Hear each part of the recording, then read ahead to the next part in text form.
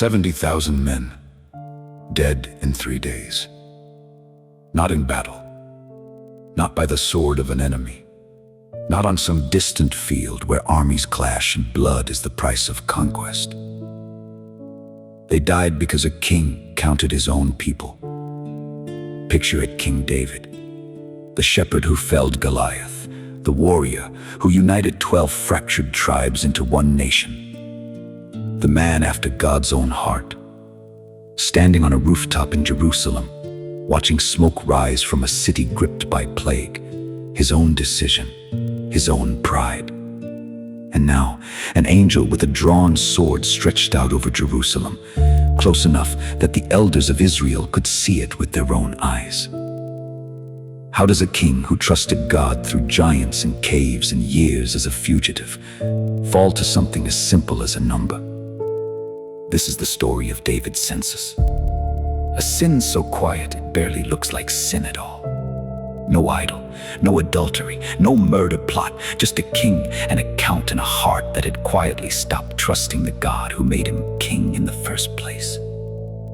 Stay with me, because by the end of this story, a threshing floor on a hilltop outside Jerusalem will become the most important piece of real estate in the ancient world.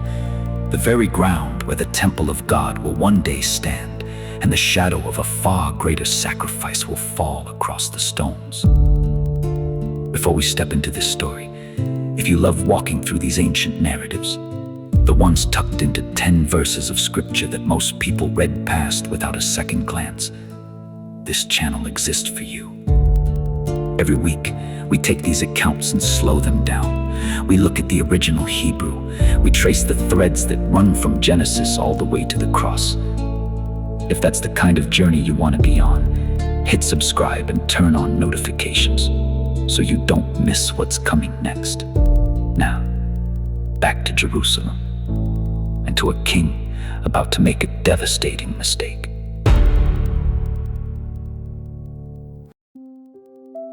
The account of David's census sits in 2 places in Scripture. 2 Samuel chapter 24 and 1 Chronicles chapter 21. And reading them side by side gives us something remarkable. 2 windows into the same event, each one revealing a different layer of what was actually happening in the unseen realm. 2 Samuel opens with a chilling line. Again, the anger of the Lord was kindled against Israel, and he incited David against them, saying, "Go, number Israel and Judah." 1 Chronicles gives us the other half of the picture. Satan stood against Israel and incited David to number Israel. 2 verses, 2 different subjects behind the same temptation. This isn't a contradiction. It's a Hebrew narrative convention. In the worldview of the ancient text, God's sovereignty is never in competition with genuine human and spiritual agency. God permits what Satan intends, weaving even the adversary's schemes into a purpose that ultimately serves his own justice and mercy. Israel had already provoked the Lord's anger. The text doesn't tell us exactly how, though many scholars connect it to the aftermath of Absalom's rebellion and Sheba's revolt, seasons where the loyalty of the tribes had fractured God's judgment on the nation, and Satan's temptation of the king converge in a single moment, and David becomes the instrument through which both threads meet. The word used for incited is the Hebrew verb suth, a term that carries the sense of luring, seducing, provoking someone toward a course of action they wouldn't otherwise choose. It's the same root used when Delilah incited Samson to reveal his secret. It's a word for temptation that works on desire, not force. Nothing compelled David. Something appealed to him. And what appealed to David was a number. He turns to Job, the hardened commander who has served him since the earliest days of the kingdom, and gives the order: "Go throughout the tribes of Israel, from Dan to Beersheba, and number the people, that I may know the number of the people." Notice what David wants: not military readiness, not a report on the health of the nation. He wants a number, mispar, a tally he can hold in his own hand as proof of what he has built. 12 tribes, united under one throne, an empire stretching from the northern reaches of Dan to the southern edge of Beersheba. David wants to know how large his kingdom truly is. And here's where Job, of all people, a man not typically remembered for spiritual sensitivity, becomes the voice of conscience in this story. May the Lord your God add to the people 100 times as many as they are. Job says, "But why does my Lord the king delight in this thing?" It's a startling moment. The general who once had Absalom killed against David's explicit wishes, the man who murdered Abner in cold blood, is the one who sees clearly what the king cannot. That this census isn't really about administration. It's about David wanting tangible proof of his own greatness, a monument built not of stone, but of a head count. There's a long history behind why numbering the people was so dangerous in Israel's law.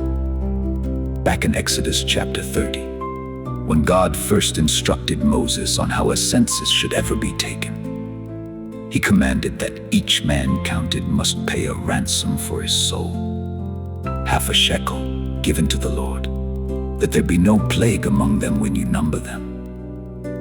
The census itself carried inherent spiritual danger, because a census performed for the wrong reasons, for pride, for self-glorification, for calculating one's own strength apart from dependence on God, treated the covenant people as a possession to be measured, rather than a flock entrusted to a shepherd. Israel didn't belong to David, Israel belonged to the Lord, and David, even for a moment, forgot that distinction. Job objects, but David overrules him. The king's word prevailed against Job, and so the commander sets out with his officers, crisscrossing the length and breadth of the land for 9 months and 20 days. They cross the Jordan, they move through Gilead. They reach the far north to the region near Kadesh in the land of the Hittites, and sweep down through Dan, along the coast to Sidon, into the fortified city of Tyre, through the towns of the Hivites and Canaanites, down to the Negev of Judah, and finally back to Beersheba. It's an extraordinary journey. Nearly 10 months of surveying the entire breadth of the kingdom David has spent his whole life building. When Job finally returns to Jerusalem, he delivers the number to the king. 800,000 valiant men in Israel who drew the sword, and 500,000 in Judah. Though First Chronicles gives a slightly different figure, 1,100,000 and 470,000. A variance most scholars attribute to different methods of tallying, whether reserve troops or standing armies were included, or whether Levi and Benjamin, tribes the text tells us were deliberately excluded because the king's command was abhorrent to Job, were counted at all.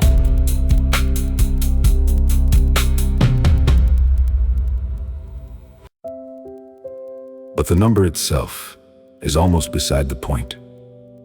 What matters is what happens next in David's heart. David's heart struck him after he had numbered the people.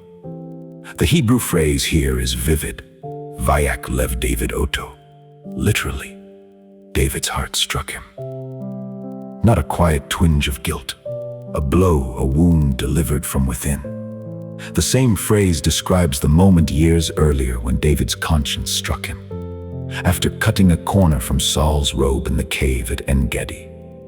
It's the language of a man suddenly seeing himself clearly and recoiling at what he sees. And David prays immediately, without delay, without excuse. I have sinned greatly in what I have done.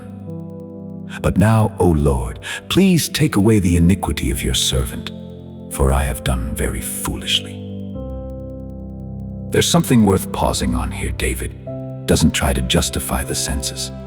He doesn't argue that a king has every right to know the strength of his own army.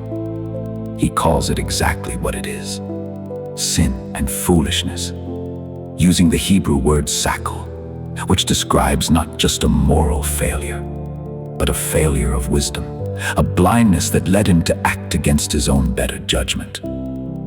This is the same posture we see in Psalm 51. After Bathsheba, a heart that, once awakened, refuses to hide. But confession, in this story, does not erase consequence. The next morning, the prophet Gad, described as David's seer, a man who has walked with him since his fugitive years in the wilderness of Judah, comes to the king with a word from the Lord, and it is one of the most sobering choices offered to anyone in Scripture. Shall 3 years of famine come to you in your land? Or will you flee 3 months before your foes while they pursue you? Or shall there be 3 days of pestilence in your land? Now consider and decide what answer I shall return to him who sent me. 3 choices, each one devastating famine, slow, grinding, stretched across years' war. The terror of an enemy at your back, chased through your own land. Or plague, swift, unstoppable, entirely outside human control. And David's answer reveals something profound about the man underneath the crown. I am in great distress. Let us fall into the hand of the Lord, for his mercy is great. But let me not fall into the hand of man. Even in judgment, David chooses God. He would rather face the Lord's discipline, severe as it may be, than be at the mercy of human cruelty, human politics, human vengeance. It's the same instinct that kept him from raising his hand against Saul all those years earlier, hiding in caves rather than seizing the throne by force. David has always understood, on some deep level, that it is safer to fall into the hands of a righteous God than into the hands of unrighteous men.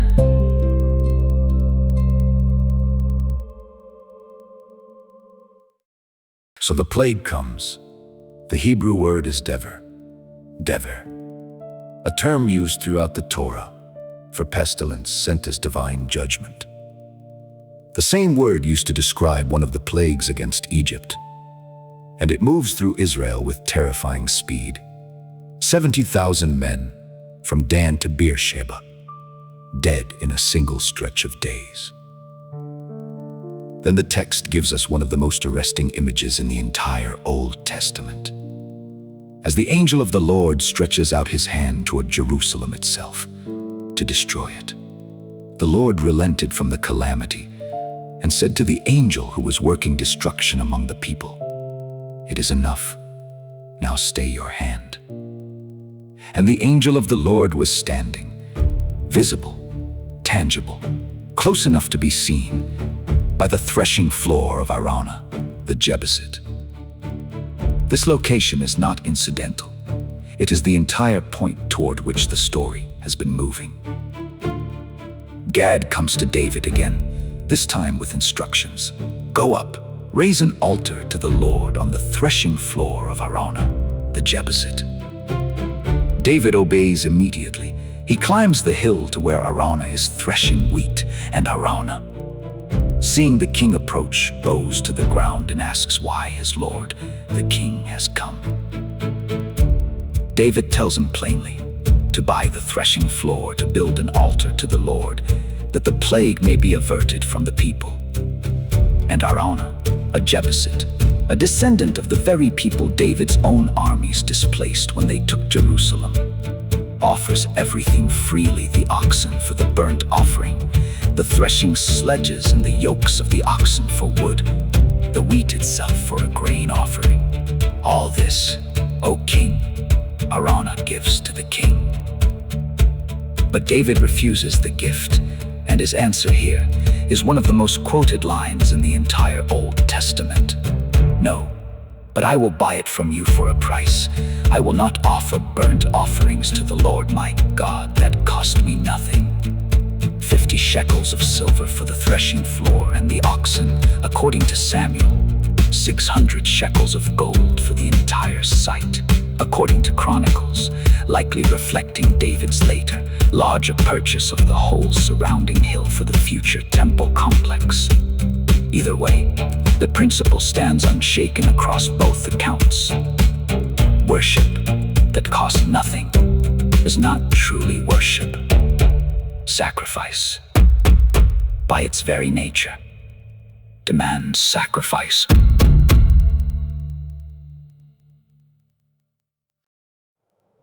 David builds the altar. He offers burnt offerings and peace offerings. He calls on the Lord in fire. Some ancient traditions in the parallel account in Chronicles specify fire from heaven answers him on the altar of burnt offering, and the plague is averted from Israel. Here is where the story reaches beneath its own surface, into something far larger than one king's mistake on one afternoon in Jerusalem. This threshing floor, this exact plot of ground on Mount Moriah, purchased at full price from a Jebusite farmer, becomes, in 2 Chronicles chapter 3, the site where Solomon builds the temple of the Lord. And Mount Moriah is not a new name to careful readers of Scripture. It is the very same region. Some ancient Jewish tradition holds it. It is the identical spot where centuries earlier, Abraham had climbed with his son Isaac, prepared to offer him as a sacrifice, before the Lord provided a ram caught in the thicket as a substitute.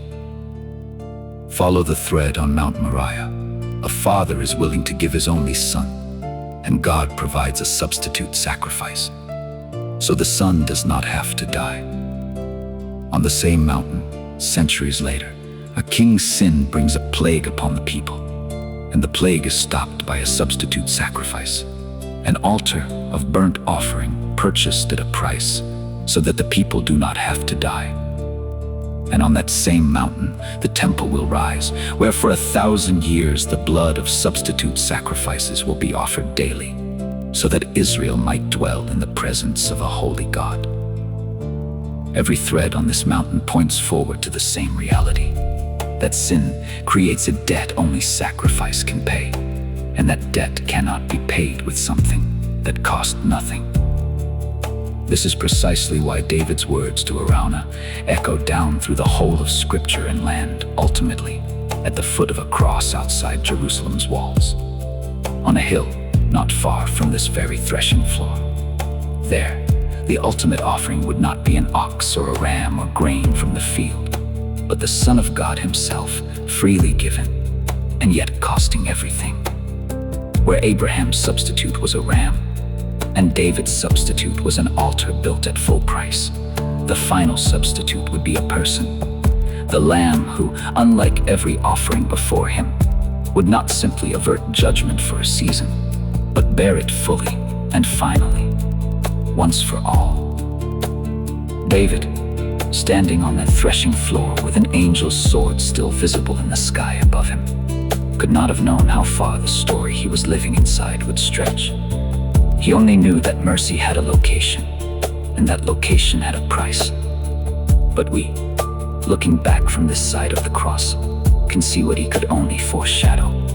That every altar in Israel's long history of sacrifice was a signpost pointing toward Golgotha, where the price would finally, fully, be paid.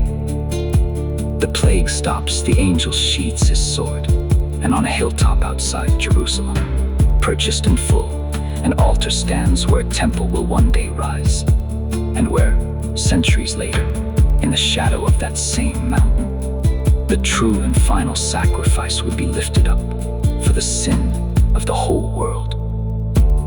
David's Census reminds us that sin doesn't always look dramatic. Sometimes it looks like pride quietly counting what God has given, forgetting who it truly belongs to. But it also reminds us that mercy has always had a place to stand, a threshing floor, an altar, and ultimately, a cross. If this story moved you, subscribe to the channel so you never miss the next one, and leave a comment below. I'd love to hear which part of David's story struck you most. Thank you for walking through scripture with me today. I'll see you in the next video.